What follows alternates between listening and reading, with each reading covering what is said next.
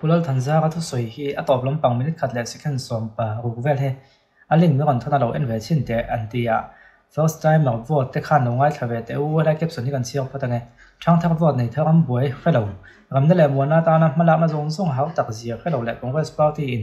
kan ram ta na ro lu alo siam zong song thiam mi lo te zio tiang na atak huai lui na nom ta antia enge soi chia kan ngai thang agai lo boka hi toy boka ngai chinang o Cham thar vote nei thar ram boy hello remna le mona ta na malak na zong song hau tak zia hello le congress party na kan ram ta na ro lu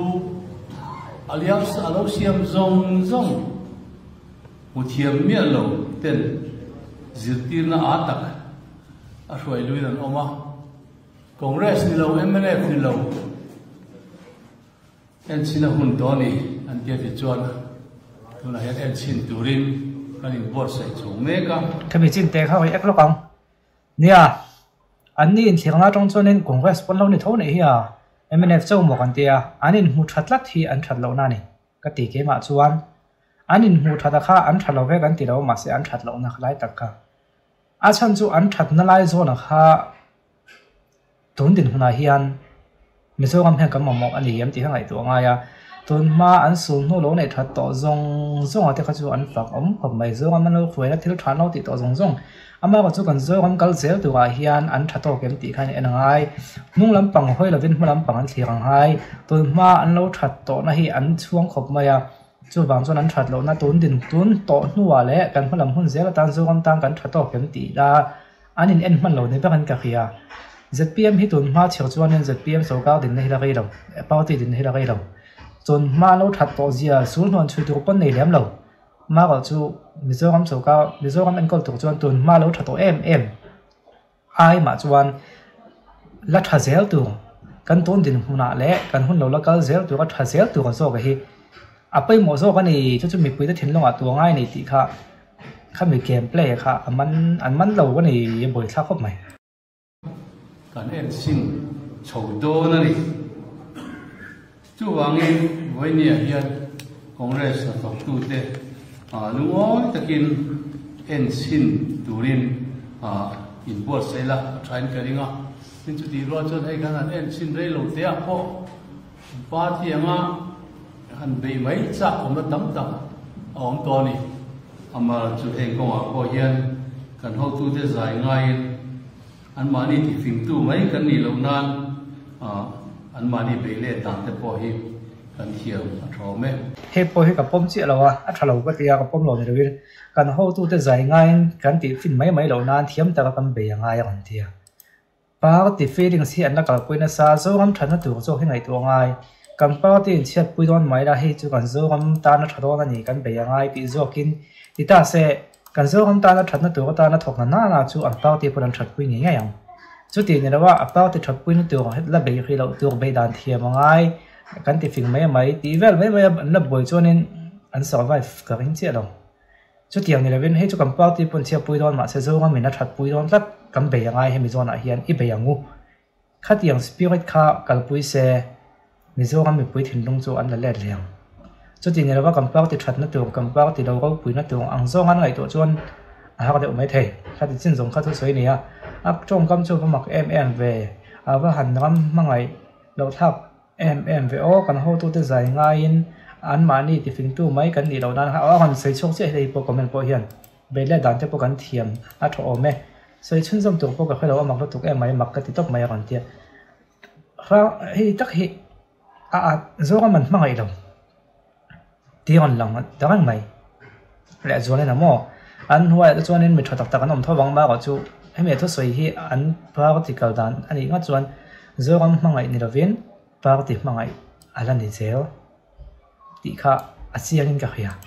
chuan hala hian ka tilang vek lo nga ngi kan chiang lok tiang alang vek ngam o he thil hi safe Mizoram group ka post reaction thadeu nge ni admin zinga mi in post comment thei mi lovina da helai group hin ka post thale ngat ang atur tu mi pui an tam ya ve om via ania survey ta pui sala thrin hi ti to pa hune ron ti kumga kal ta vel khan in mun dan le via kan han sak chodon tak taka khan agam pe that na te angai awangin ti tong mo an chiang ha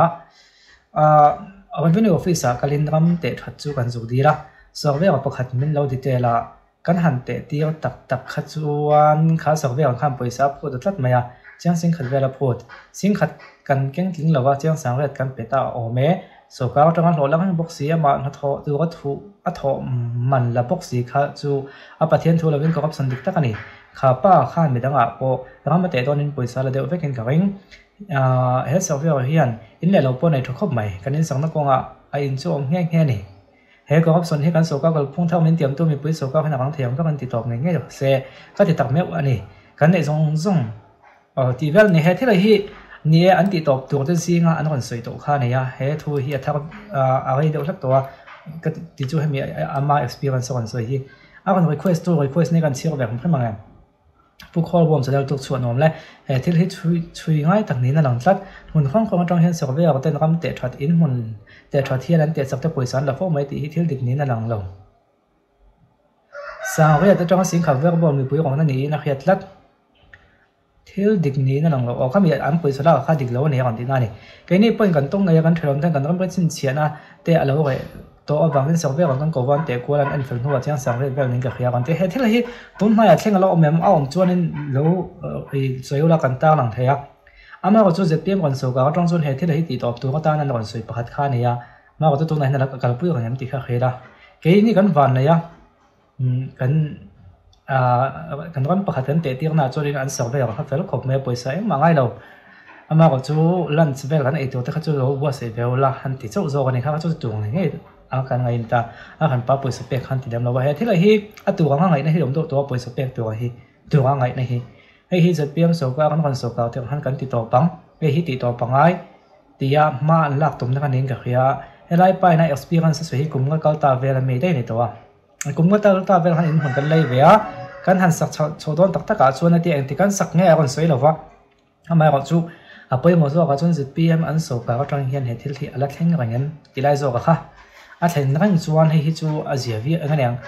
I chin I boy pu yang ai viau ni tiang thil dik lo hi kan tarlan chho ze la kha angai ni ti kha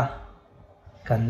kon tar lang pa bok ni ola ka ti zung ka ton tu ma kan kon tar lan chu ni ya ti chon le tun lai hin thil thleng ai nang mo om ve de ni ya chom phai police check ge chung chang a te khang thu dak vel te po kha tu na video pa kha kon lang do na chu chui lo en le thei choni enanga a gai de me thea live stream kan ti ni ya da ka khat bel zana ni ya em po chun se em chu avek chon bo ko kal dan tu chi kha ve video to kan khanga ya I tu pui zong le khre chaw zong ni chun lo en don ne video lo lang hi o bo tok pa tam